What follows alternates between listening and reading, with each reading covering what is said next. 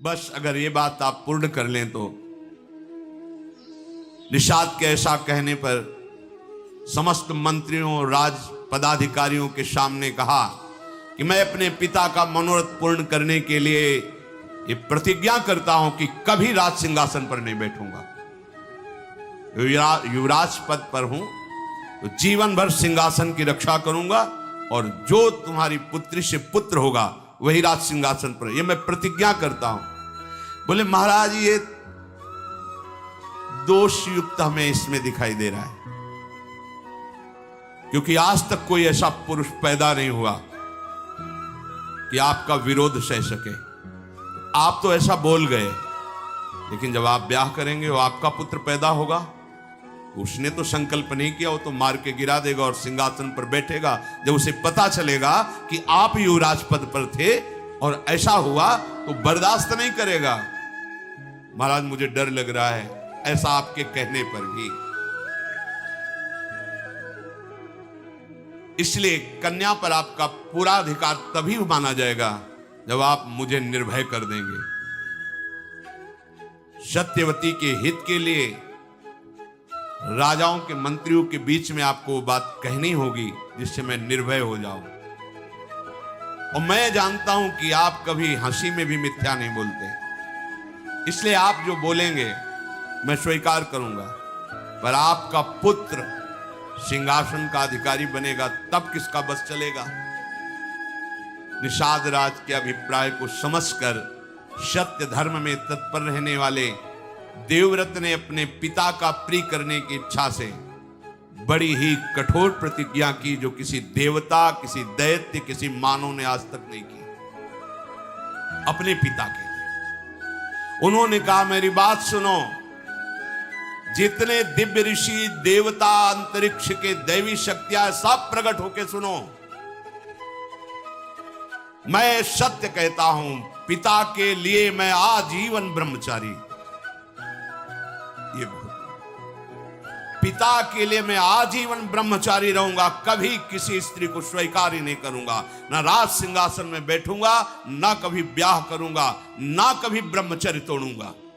भीष्म प्रतिज्ञा इसे कहते हैं। समस्त देवी देवता ऋषि मुनि इसके साक्षी बने कि आज अभी तक तो ब्रह्मचारी है, आजीवन ब्रह्मचर्य रहूंगा, कभी राज सिंहासन पर नहीं बैठूंगा, अपने पिता के सुख के लिए। महाराज जो ही भीष्म जी ने आजीवन अखंड ब्रह्मचर्य के व्रत की प्रतिज्ञा की तो बड़े बड़े ऋषि मुनि देवता सब, ततो अंतरिक्ष अप्सरसो देवा सप्त ऋषि गणास तथा अव्यवर्षंत कुसुमैर भीष्मोप्यमिति चाब्रवन। जय हो भीष्म प्रतिज्ञा करने वाले देवव्रत भीष्म की जय हो। आज से तुम्हारा नाम भीष्म पड़ेगा। और पुष्पों की वर्षा ऋषियों ने, देवताओं ने, अप्सराओं ने की। ये भयंकर प्रतिज्ञा आज तक किसी ने नहीं की, भीष्म जी ने, इसलिए आज से तुम्हारा नाम भीष्म पड़ेगा। अब तो कोई शब्द ही नहीं रह गया था। निषाद कन्या से बोले मां रथ पर विराजमान हुई, रथ पर बैठा करके ले चले।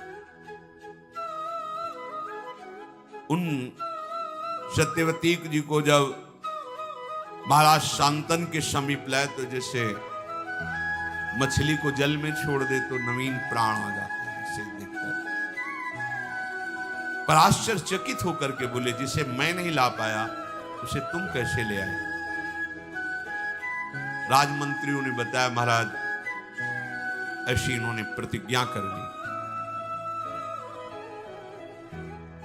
आंखों में अश्रु आ गए शांतनु, मेरे लिए इतना बड़ा त्याग। जाओ मैं आशीर्वाद देता हूं, मृत्यु तुम्हारे वश में होगी। जो त्रिभुवन को वश में रखती मृत्यु वो तुम्हारे वश में होगी। जब चाहोगे तब शरीर छोड़ोगे, नहीं चाहोगे तो तुम्हारे शरीर को मृत्यु स्पर्श ही नहीं कर सकती।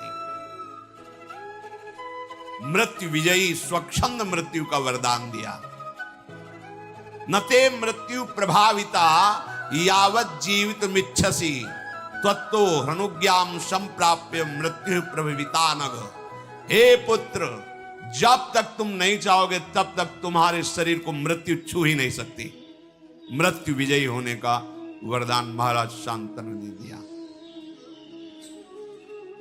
सत्यवती जी महातपस्वी चेदिराज वसु की पुत्री हैं। पालन निषाद राज ने किया। शांतनु ने ज्योतिषाचार्यों से जान करके कि ये विशुद्ध वसु की कन्या है, शास्त्रीय विधि से विवाह किया। महल में विराजमान हुए।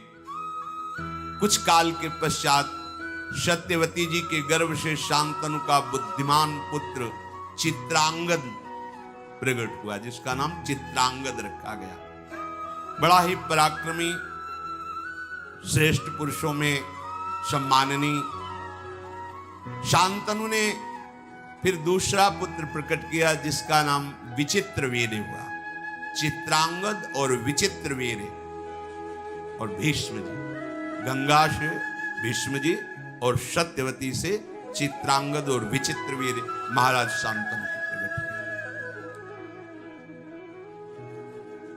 अभी विचित्रवीर यौवन अवस्था को भी नहीं प्राप्त हुए थे। महाराज शांतनु भगवत चिंतन करते हुए अपने शरीर को पूर्ण किया, अर्थात उनकी जीवन लीला समाप्त हुई। शांतनु के शरीर छोड़ने के बाद सारा का सारा भार भीष्म जी के ऊपर, क्योंकि अभी बालक ही थे। सत्यवती जी से सम्मति लेकर शत्रुओं का दमन करने वाले भीष्म जी ने चित्रांगद को राज्य पर बिठाया, राज सिंहासन पर चित्रांगद नवीन अवस्था थी, इसलिए वह अभिमान को शासन में नहीं कर पाए। क्योंकि ऋषि कुल में तो रहे नहीं, राजमहल में रहे तो इतना अभिमान बढ़ गया था कि जो भी सामने बात करता, हस्तिनापुर के और संरक्षक भीष्म जी, वो सबका अपमान करके व्यवहार करते।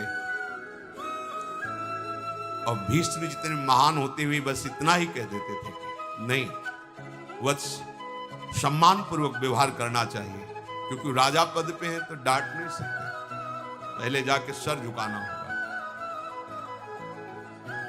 कोई भी मनुष्य हो, देवता हो, असुर हो, सबका आक्षेप करना, सबको अपमानित करना, चित्रांगद ने अपना ऐसा स्वभाव। तो एक गंधर्वराज का नाम था चित्रांगद, गंधर्वों का राजा था। वो एक बार सभा में आया, कहा राजकुमार मेरे जैसा कोई नाम धारण करे तो उसको मेरे से युद्ध करना होगा, मेरे पर विजयी हो तभी वो चित्रांगद नाम धारण कर सकता है, अन्यथा नहीं। मेरा नाम चित्रांगद है, मैं गंधर्वराज हूं, तुम्हें युद्ध के लिए ललकारता हूं। और धर्म ये कहता जिसके लिए युद्ध ललकार हो वही लड़ेगा, ऐसा नहीं कि भीष्म जी लड़ लें।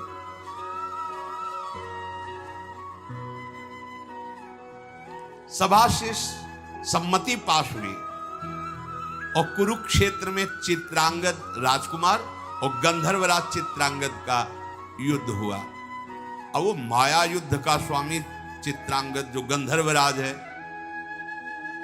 मार डाला चित्रांगद राजकुमार को। कुछ नहीं कर सकते, क्योंकि द्वंद्व युद्ध है। ऐसा नहीं कि उसमें बचाव पक्ष या भीष्म जी अस्त्र चला दे, नहीं, धर्म कहता है ऐसा। अगर द्वंद्व युद्ध में जिसको ललकारा गया है और उसने ललकार स्वीकार किए तो वही निर्णय करेगा, वो मारे गए। अब तो हस्तिनापुर में बड़ी शोक की लहर छा गई। चित्रांगद के मारे जाने पर शांतनु भीष्म जी ने उनकी अंत्येष्टि क्रिया कराई। विचित्रवीर अभी बालक ही थे, पर सत्यवती जी से सलाह करके मंत्रियों से उनको राज सिंहासन पर अभिषेक किया, राजा के पद पर विराजमान किया। भीष्म जी आज्ञा के अधीन रह करके सिंहासन की पूर्ण रक्षा बैठे, केवल वो बालक ही तो है। चित्रांगद के मारे जाने पर विचित्रवीर अभी बहुत छोटे थे, पर राज्य का भार अर्थात सिंहासन पर उन्हें विराजमान किया गया।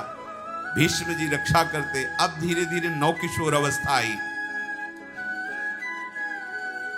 सत्यवती जी ने कहा कि भीष्म, इनके ब्याह की व्यवस्था तुम्हें करनी पड़ेगी, क्योंकि प्रायः ये बात थी कि निषाद कन्या से महाराज शांतनु ने ये पुत्र प्रकट किए। तो जैसे कोई बड़े बड़े राजा लोग स्वयंवर करते, तो प्रायः निमंत्रण आदि के लिए। भीष्म जी से सत्यवती जी ने कहा कि इनके ब्याह की व्यवस्था करनी होगी। गुप्तचरों ने बताया कि काशी में स्वयंवर की रचना हो रही है, काशी राज की तीनों कन्याएं स्वयंवर में वर का वरण करेंगी। भीष्म जी ने माता सत्यवती से कहा कि मुझे ही जाना पड़ेगा। आज्ञा ली। महारथियों में श्रेष्ठ शत्रु विजयी भीष्म अकेले सारथी को लेकर के वाराणसी पहुंचे और स्वयंवर सभा में जब प्रवेश किया, बहुत से राजा बैठे हुए थे, सब देख के तालियां बजा के हंस दिए। वाह बाल ब्रह्मचारी, अब ब्याह का मन हुआ है, क्योंकि स्वयंवर में तो वही आएगा जिसका ब्याह का। अरे भाई, हम तो बड़ा सम्मान करते थे कि शांतनु नंदन भीष्म की अमोघ प्रतिज्ञा है, और ये क्या हुआ? ये तो यहां स्वयंवर में ब्याह करने के लिए आ गए और खूब हंसी मजाक राजाओं ने। जब ऐसी हंसी उड़ाने लगे तो भीष्म जी बड़े धर्मात्मा थे। कहा कि तुम लोगों की निर्लज्जता से हमें कोई फर्क नहीं पड़ता है, तुम व्यर्थ में उपहास मत करो। मैं हस्तिनापुर सिंहासन की तरफ से आया हूं, महाराज विचित्रवीर के लिए इन कन्याओं को स्वयंवर से अपहरण करके ले जाऊंगा। तुम में जिसकी सामर्थ्य हो, तो मैं हस्तिनापुर की तरफ से हूं, मैं अपने लिए स्वयंवर में नहीं आया, मैं हस्तिनापुर सिंहासन की तरफ से आया हूं। सिंहासन में विराजमान महाराज विचित्रवीर के लिए इन कन्याओं को मैं बलपूर्वक अपहरण करके ले जाऊंगा। तुम में जिसकी सामर्थ्य हो, मुझसे युद्ध करे। मैं धर्म के अनुसार हर कार्य करता हूं।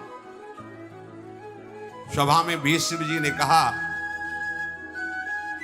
कई प्रकार के विवाह होते हैं जिनको मुझे पता है, मैंने धर्म शास्त्रों का गुरुजनों से स्वाध्याय किया है। कन्या को यथाशक्ति वस्त्राभूषणों से विभूषित करके गुणवान वर को बुलाकर उसे कुछ धन देकर उसके साथ ब्याह करना, ब्राह्मणों की उपस्थिति में उसे ब्राह्म विवाह कहते हैं। और धन नियत करके कन्यादान करना, धन ले करके कन्यादान करना, उसे आसुर विवाह कहते हैं। बलपूर्वक कन्या का अपहरण करना, उसे राक्षसी विवाह कहते हैं। और वर और कन्या की ही परस्पर केवल अनुमति से विवाह होना गांधर्व विवाह कहलाता है। अचेत अवस्था में पड़ी हुई कन्या को उठा ले जाना और विवाह कर लेना, उसे पिशाच विवाह कहते हैं।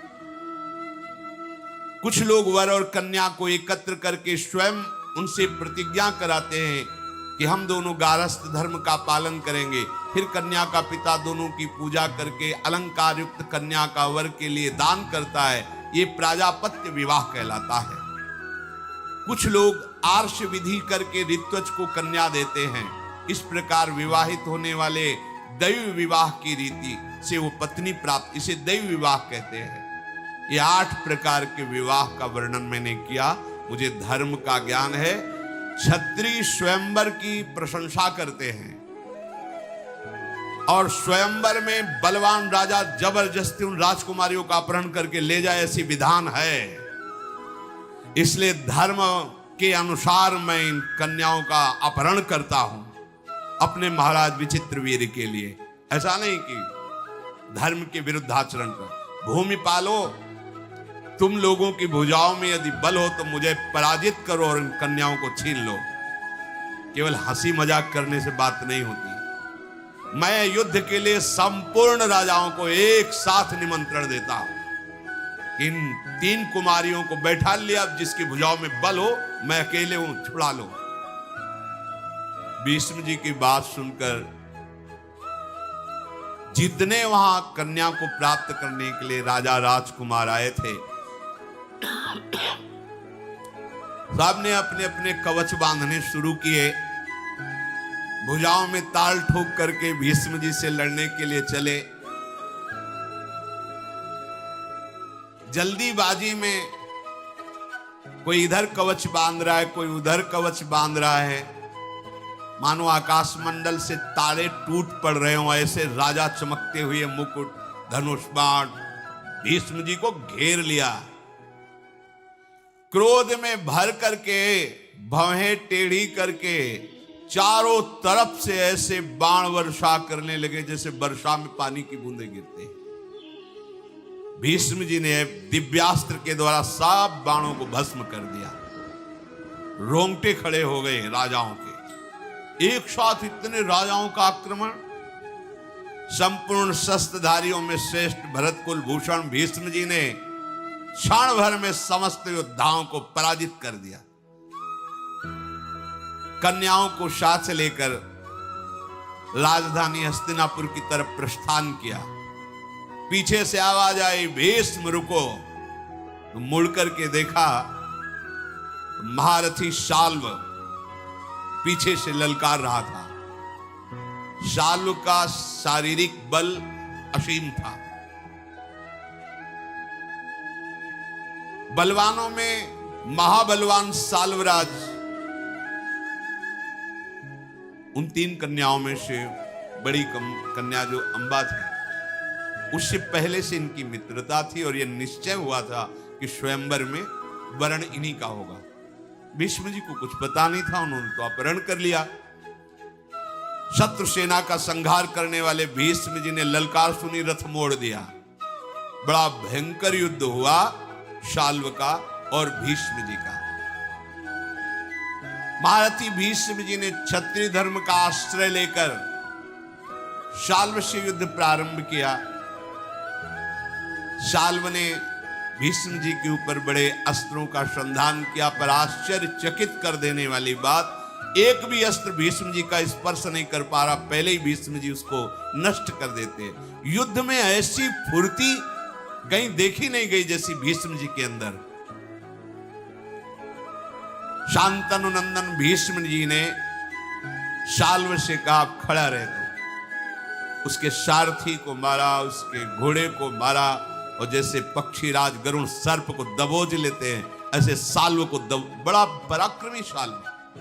भीष्म जी ने उसे घुटने के बल करके कहा, जा तेरे प्राण छोड़ता हूं, आवाज मत कर, वापस चला जा। इंदास्त्र के द्वारा उसको मूर्छित करके सावधान करके, जा प्राण दान करता हूं, तुझे मारूंगा नहीं। शाल्व निराश होकर के चला गया। शत्रु नगर पर विजय पाने वाले भीष्म जी महाराज उन कन्याओं को लेकर के हस्तिनापुर में प्रवेश किया। काशीराज की कन्याओं को जैसे अपनी छोटी बहन को लेकर जाया जाता, ऐसे भीष्म जी लेकर गए। विचित्रवीर्य अभी पूर्ण यौवन अवस्था को भी प्राप्त नहीं हुए थे। भीष्म जी के पराक्रम द्वारा हर कर लाई हुई सर्व सद्गुण संपन्न कन्याओं को लाकर सत्यवती जी से कहा, स्वयंवर से जीत कर लाए और विचित्रवीर्य के साथ इनका पाणी ग्रहण करो। जब विचित्रवीर्य के साथ विवाह की तैयारी होने लगी तो अंबा ने कहा कि महाराज भीष्म से कि मैंने तो समझा था तुम महावीर अपहरण अपने लिए कर रहे हो, मैं इनके लिए नहीं हूं। तुम अपहरण करके लाए हो, तुम स्वीकार कर सकते हो, अन्यथा मैं तुमसे प्रार्थना करती हूं कि शाल्व नरेश से मेरा मन राजी था और स्वयंवर में मैं उसी का वरण करती। आपने गलत कर दिया। यदि आप वरण करो तो आप हरण करके लाओ, आपका अधिकार है। अगर आप वरण नहीं करते तो मैं फिर स्वेच्छा से इसको स्वीकार नहीं करूंगी। मैंने साल्वराज का वरण किया था। धर्मज्ञ भीष्म जी ने ये बात जब सुनी तो भीष्म जी ने कहा, मुझे पता नहीं था। ब्राह्मण मंडली बुलाई, सुंदर रथ पे बैठाला और कहा, इनको सम्मान के साथ सालू के पास ले जाओ। स्वयं धर्म के ज्ञाता थे। अब जो शेष 2 कन्याएं बची, अंबिका और अंबालिका, भीष्म जी ने शास्त्रोक्त विधि के अनुसार विचित्र वीर के साथ पाणी ग्रहण, वो बहुत प्रसन्न हुई। विचित्र वीर्य समझ नहीं पाए कि कैसे गृहस्थ धर्म में चला जाता है। नवीन अवस्था थी और वो सुंदरी कन्याएं जो पत्नी के रूप में मिली, विचित्र वीर्य अश्वनी कुमार के समान सुंदर थे। वो कन्याएं भी सुखी हुई कि चलो हमें ऐसा पति मिला, चक्रवर्ती सम्राट पद पे हैं। पर महाराज वो एकांत सेवन में ही अपना समय नष्ट करने लगे। विचित्र वीर्य उन दोनों पत्नियों के साथ वर्षों तक एकांत में ही रहे। इससे क्या हुआ, असंयम के कारण रागक क्षमा रोग हो गया। अधिक स्त्री संयोग के कारण एकांत स्थान में वो समझ नहीं पाए कि गृहस्थी धर्म की भी कला है। ऐसे नहीं कि आप असंयमित होकर व्यवहार करें, नहीं, शास्त्र मर्यादा के अनुसार चले। इसीलिए पहले गुरुकुल भेजा जाता था, गुरुजनों से शास्त्र स्वाध्याय फिर गृहस्थ में जाया जाता था। ब्रह्मचर्य जीवन है, ब्रह्मचर्य त्याग ही मृत्यु है। जो ब्रह्मचर्य का खिलवाड़ करते हैं गृहस्थ धर्म में, ऐसा नहीं कि आप जैसा चाहो वैसा बर्ताव करो, ऐसा नहीं, एक संयम है। ब्रह्मचर्य ही जीवन है और ब्रह्मचर्य नाश ही मृत्यु है। ये चक्रवर्ती सम्राट पद पर है, किसी भी तरह की कोई असुविधा नहीं। राज वैद्यों के द्वारा इनका भोजन परीक्षण करके ही भेजा जाता है। ऐसे पवित्र और सुंदर वंश में प्रकट हुए, ऐसे कामासक्त हो गए कि जिस दिन से ब्याह हुआ एकांत सेवन ही और राजक क्षमा रोग उनको हो गया। अब तो बड़े विश्वसनीय वैद्यों ने पूरी चेष्टा की राजक क्षमा निवारण की, पर नहीं हो पाया। देखो, एक मन अन्न पाने पर 40 किलो सब भोजन, जब 40 किलो भोजन हमारा लीवर पचाता है, तो एक बार संतान उत्पन्न करने योग्य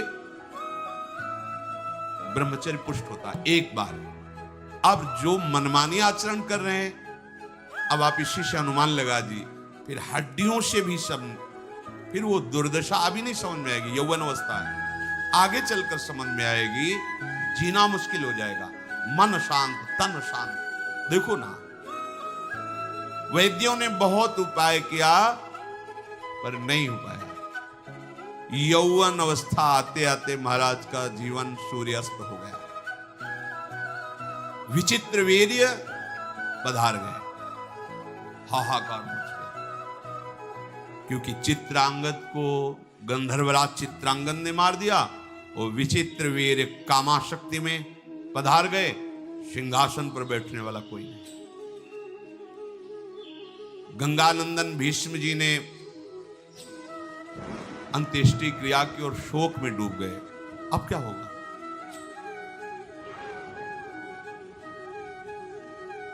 सत्यवती जी भीष्म जी से कहा, बेटा, जो मैं बात कहने जा रही हूं हो सकता है तुम्हें पसंद ना हो, पर मेरी आज्ञा, धैर्यपूर्वक सुनना।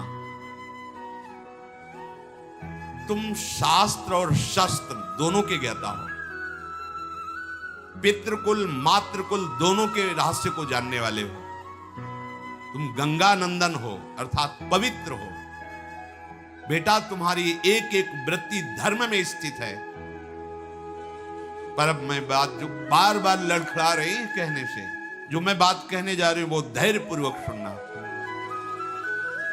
सिंहासन खाली है। विस्तृत और संक्षेप दोनों से धर्म का रास्ते तुम जानते हो। श्रुति और वेदों को तुम जानते हो।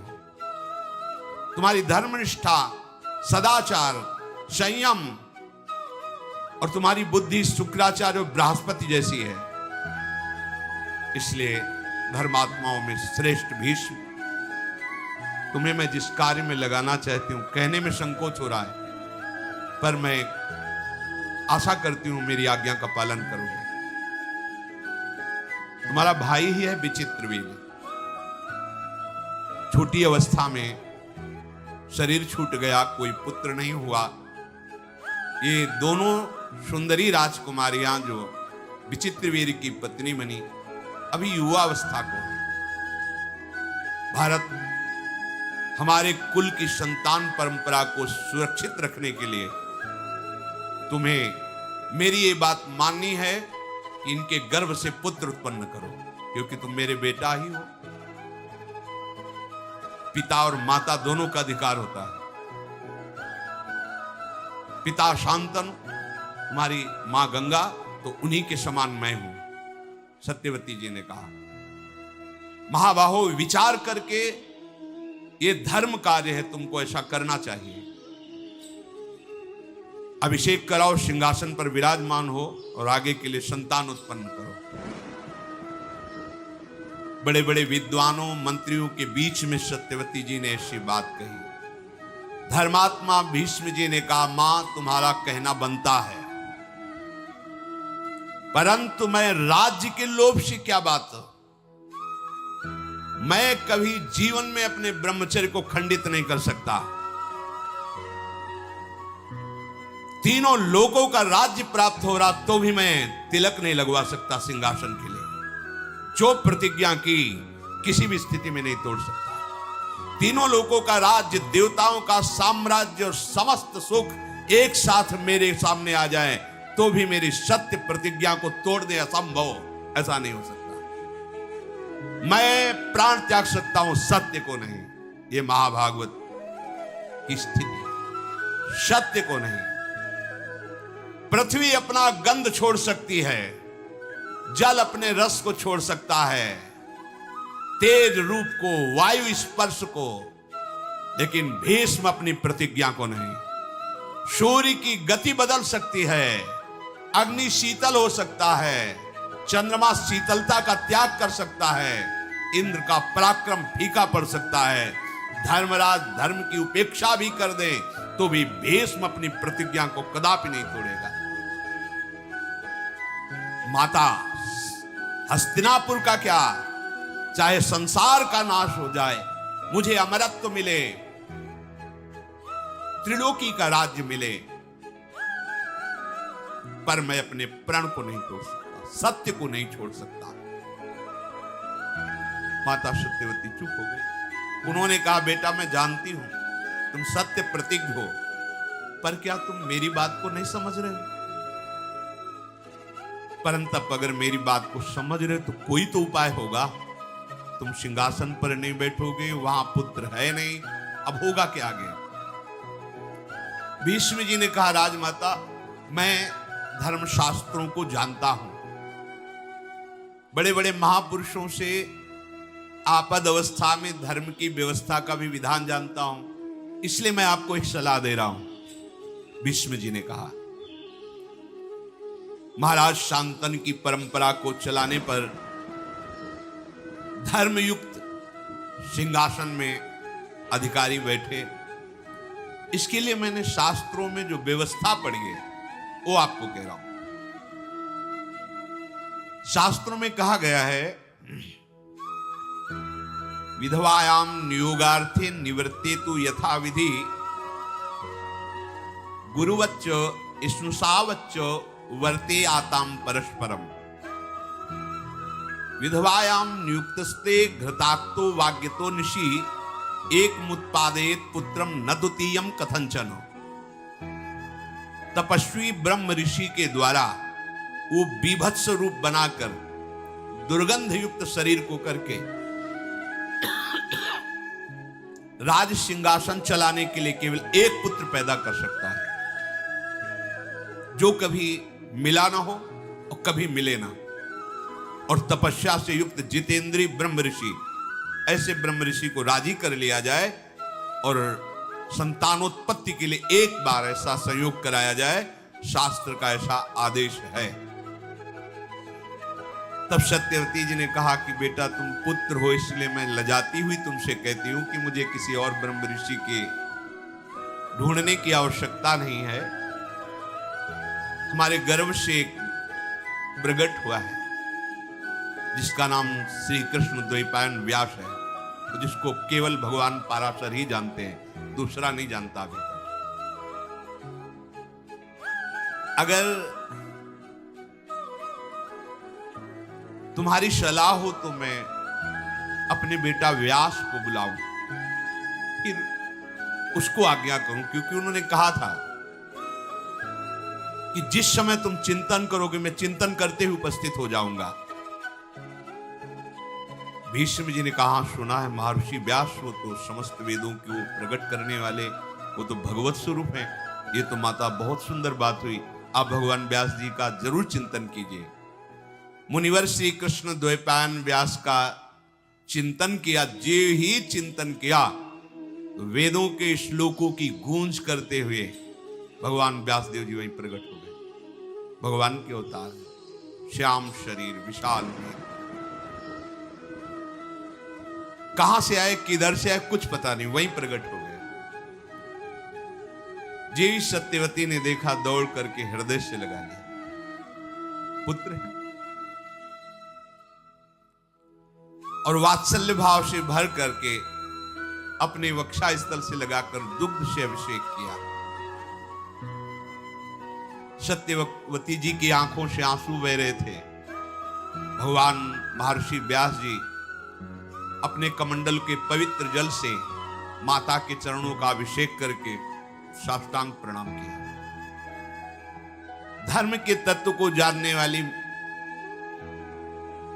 अय मां, जरूर कोई इच्छा है आपकी, तभी आपने स्मरण किया है। आज्ञा कीजिए। त्रिभुवन में कोई ऐसा कार्य नहीं जो आपकी आज्ञा से पूर्ण ना हो सके। बड़े बड़े हस्तिनापुर के ब्राह्मणों ने भगवान व्यासदेव जी का अभिषेक, पूजन, वंदना की।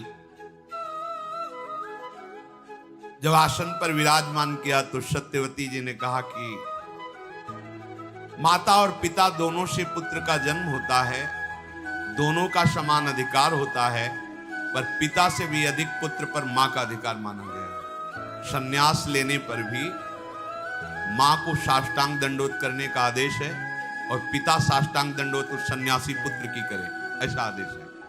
पर वो सन्यासी पुत्र भी अपनी मां को साष्टांग, पिता से भी अधिक मां का अधिकार है। पता नहीं किस विधान से भगवान प्रसन्न होकर मेरे गर्भ से आप जैसा पुत्र प्रकट किया। जैसे पिता के नाते से भीष्म मेरा पुत्र है,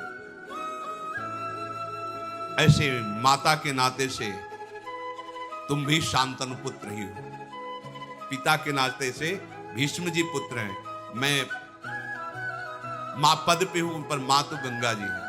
ऐसे पिता के नाते से जैसे हो भीष्म जी, ऐसे मां के नाते से, पिता तो पाराशर जी पर मां तो मैं ही हूं। इसलिए मैं तुम्हारी मां हूं, तो तुम इस शांतनु वंश में भी अपना अधिकार रखते हो। इसलिए मेरी आज्ञा है, विचित्र वीर की दोनों पत्नियों से मुझे एक एक राजकुमार चाहिए। ये संतान उत्पादन का कार्य मैं तुम्हें देती हूं और ये धर्म कार्य है। अतः मेरी बात पर विचार करके इस कुल परंपरा चलाने के लिए भीष्म की सलाह और विद्वानों की सलाह और धर्मयुक्त वो आप कार्य कीजिए।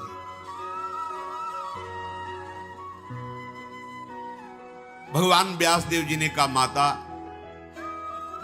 पर और अपर दोनों प्रकार के धर्मों का रहस्य जानने पर आपकी आज्ञा धर्म संगत है। ऐसा नहीं कि आप अधर्म की आज्ञा कर रही। मैं किसी कामना के वशीभूत होकर नहीं, आपकी आज्ञा पालन करने के लिए जो आप कहेंगे मैं उसका पालन करूंगा। मैं वरुण के समान तेजस्वी पुत्र उन दोनों युवतियों से प्रकट करूंगा, पर मेरी आज्ञा सुना दी जाए कि इनको एक एक वर्ष तक जैसा मैं नियम बताऊं वैसे ये चलें।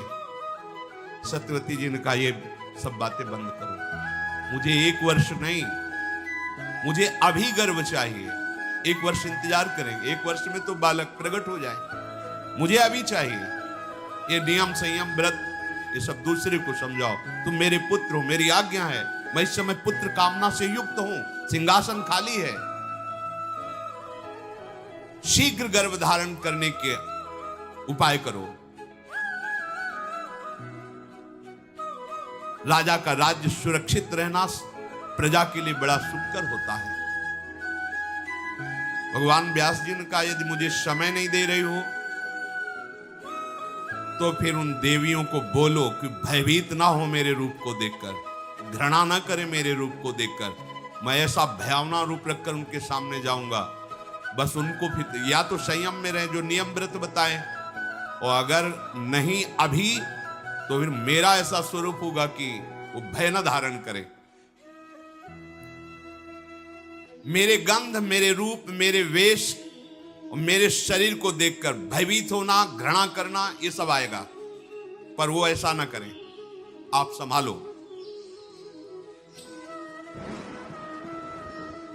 ऐसा कहने के बाद महातेजस्वी मुनिश्रेष्ठ व्यास जी भगवान सत्यवती से शुद्ध वस्त्र श्रृंगार धारण कराओ और उनको बैठा लो। सत्यवती जी ने अंबिका बालिका को पुष्ट किया कि हमारे ही पुत्र हैं, भगवान व्यास देव जी हैं, सामने आएंगे, तुम्हें भयभीत नहीं होना, तुम्हें घृणा नहीं करनी, उनका इतना भी विभत्स रूप बना के आएंगे। बहुत तैयार किया, राज सिंहासन पर बैठने के लिए अधिकारी चाहिए।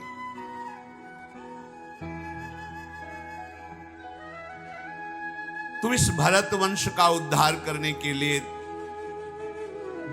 इतना मन में हिम्मत रखना कि भगवान व्यास जी के प्रति कोई घृणा भाव या भय भाव ना आने पावे। धर्म का आचरण करने वाली सत्यवती जी ने अपनी वधुओं को तैयार किया। भगवान व्यास देव जी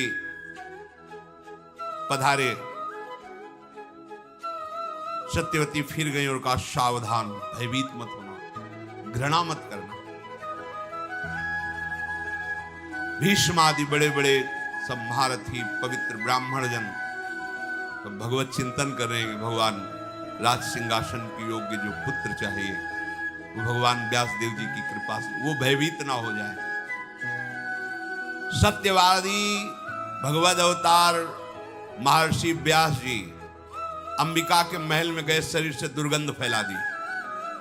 जैसे ही प्रवेश करें दुर्गंध पूरे महल में उनके शरीर से, ऐसा घृणित घी ये सब ऐसे लगा कि दूर से ही घृणा पैदा। वो राजकुमारियां, ऐसा भयावह रूप, बस केवल दीपक का प्रकाश, कोई और प्रकाश नहीं। दीप वैसे ही कृष्ण वर्ण, श्याम वर्ण, वैसे ही बीभत्स रूप। व्यास जी के शरीर का रंग, उनकी जटाएं, आंखें दीपक किलो में पिंगल वर्ण की तेजस्वी आंखें चमक रही, दुर्गंध वैसे ही आ रही। वो भयावह रूप देख करके भय से युक्त होकर के अंबिका ने आंखें बंद कर दी। व्यास भगवान बाहर निकले। सत्यवती जी ने आकर पूछा, बेटा अंबिका को गर्भधारण होगा, उनके राजकुमार होगा? तो उन्होंने कहा, माता 10,000 हाथियों का उसकी भुजाओं में बल होगा, बड़ा विद्वान होगा, राजर्षियों में श्रेष्ठ होगा, परम सौभाग्यशाली होगा, महापराक्रमी होगा, अत्यंत बुद्धिमान होगा, पर आंखों से अंधा होगा।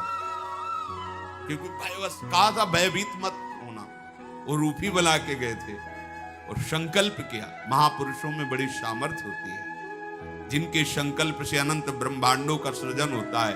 तो 2 गर्भों को धारण कराना कौन सी बात होती।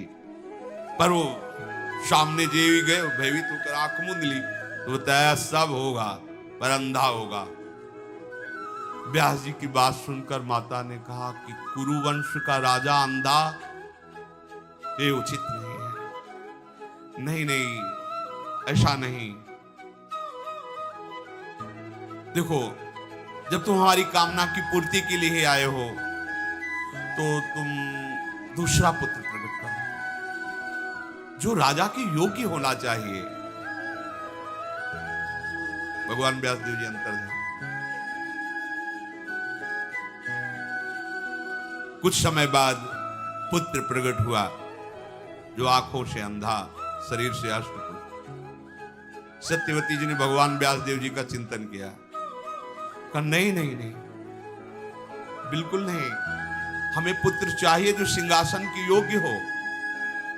फिर व्यास जी को तैयार किया और दूसरी, क्योंकि शास्त्रीय विधान एक ही बार पुत्र प्रकट करने का, दूसरी पत्नी को जो विचित्र वीर की थी तैयार किया। महर्षि फिर उसी रूप में सामने गए। वो भयंकर नेत्र तेज पीली पड़ गई, पूरा शरीर एकदम भयवश एकदम पांडुवर्ण पीली, कांतिहीन पांडुवर्ण की हो गई, आंखें तो खुली रखा, भयभीत विषादग्रस्त। भगवान व्यासदेव जी बाहर आए। सत्यवती जी ने पूछा, बेटा बालक हाँ बलवान होगा, नेत्रवान होगा, पर पांडुरोग से ग्रसित होगा, पांडुरंग का ही होगा। अब क्या करें? इसका नाम पांडु होगा। और भगवान व्यासदेव जी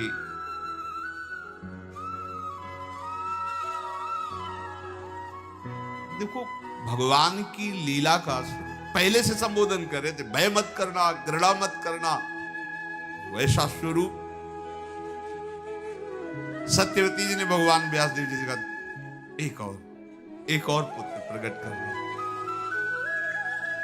उनका मां धर्म के विरुद्ध नहीं, उनका बेटा, मां का आदेश सब धर्मों के ऊपर होता है। समझो मेरी बात। मां का तो इतनी सामर्थ्य होती है ना, वो सर्व धर्मों को प्रकट करने वाली है, इसलिए तुम मेरी बात मानो। महर्षि ने कहा, यद्यपि एक ही पुत्र का शास्त्र आदेश करता है, दो पत्नियां थी, दोनों के पुत्र हुए, पर आप अपने मात्र धर्म के बल पर हमें आदेश करती हैं, तो तथास्तु, हमने वचन दिया जैसी आप आज्ञा करोगी वैसा हम पालन करें। बड़ा बल होता है माता की आज्ञा। भगवान शंकराचार्य जी जब सन्यास लेने के लिए, माता की अनुमति के बिना सन्यास नहीं लिया जाता। जाओ, वो भले दुखी मन से कहे, पर उसकी शब्दावली होनी चाहिए, आज्ञा होनी चाहिए। माता ने आज्ञा ही नहीं दी, तो भगवान शंकराचार्य जी ने एक लीला रची। गंगा स्नान करने गए तो माया से मगरमच्छ प्रकट कर दिया। वो भगवान शंकराचार्य जी को बोले, माँ माँ मगरमच्छ खा रहा है। आओ भयो वृद्धा थी, उनका बेटा कैसे बचोगे? बोले सन्यास के लिए हाँ कह दो तो ये छोड़ देगा। बोले हाँ ले लेना बेटा सन्यास। मगरमच्छ अंतर ध्यान, अनुमति हो गई। बाहर निकले, उनका बेटा हमारी आज्ञा है, कोई दूसरा है नहीं। जब शरीर पूरा हो तो अंत्येष्टि क्रिया तुम्हारे हाथ से होनी चाहिए। बोले वचन दिया। तो आद्य गुरु भगवान शंकराचार्य जी की जब मां पधारी तो दंड अपने शिष्यों को देकर अंत्येष्टि क्रिया अपनी मां का बहुत बड़ा स्थान होता है। महर्षि भगवान व्यास देव जी ने तथास्तु, जैसा तुम चाह रही हो वैसा ही करेंगे। अंबालिका ने समय आने पर पांडुवर्ण के पुत्र को जन्म दिया, जो दिव्य कांति से उद्भासित हो रहा था। वही महाधनुधारी पांडव के पिता पांडु के रूप में, और वो जो नेत्रहीन प्रकट है वो धृतराष्ट्र के रूप में। अब जब अंबिका को फिर कहा कि भगवान व्यास देव जी पधारेंगे, पहले ही भयभीत होकर आंख बंद कर ली थी। अब महारानी के राजमाता की आज्ञा तो मानना पड़ेगा। एक बहुत ही सुंदर दासी थी, वहां कौन देखने आता है? राजकुमारी मतलब विचित्रवीर की पत्नी बैठी है, दासी में। तो दासी को आभूषणों से सुसज्जित करके, मैं देखना भी नहीं चाहती ऐसा रूप जो एक बार देख चुकी, तू बैठ जा सैया पे। अपनी दासी को जो बहुत ही सुंदर, उसको क्या भय, भयभीत मत होना एकदम। तो दासियां वैसे भी प्रवीण और चतुर होती हैं। महर्षि भगवान व्यासदेव के आने पर प्रसन्न मुद्रा में हाथ जोड़ करके प्रणाम करते हुए, कोई भय नहीं, कोई दुर्गंध नहीं, कोई पीला हरा नहीं पड़ना। दासी बड़ी चतुर प्रवीण। महर्षि व्यास जी बाहर निकले। सत्यवती जी ने कहा, बालक कैसा होगा? उनका दासी पुत्र। दासी पुत्र कैसे? बोले दासी तो विराजमान थी, वो दोनों राजपत्नियां थोड़ी थी। लोक में साक्षात धर्म का अवतार माना जाए भगवान के अंश स्वरूप विदुर जी, महात्मा विदुर जी भगवान व्यासदेव जी से प्रकट किए। परम ज्ञानी, परम धर्म, ये साक्षात विदुर जी धर्मराज हैं, साक्षात धर्मराज, धर्मराज के अंश से धर्मराज युधिष्ठिर, लेकिन ये साक्षात धर्मराज जी हैं। कई बार सत्संग में सुनाया है मांडव्य ऋषि की कथा कि उनको चोरों के साथ आश्रम से बांध करके राजा के पास ले गए, राजा ने शूली में चढ़ा दिया, सबको शूली से उतारा गया मरने के बाद, पर आप पद्मासन लगाए बैठे थे तो शूली निकली ही नहीं तो काट दी गई। तो राजा से कहा तुम डरो मत, मैं तो सीधे धर्मराज से बात करूंगा। वो अंतर्ध्यान होकर यमपुरी पहुंचे, धर्मराज ने स्वागत सम्मान किया।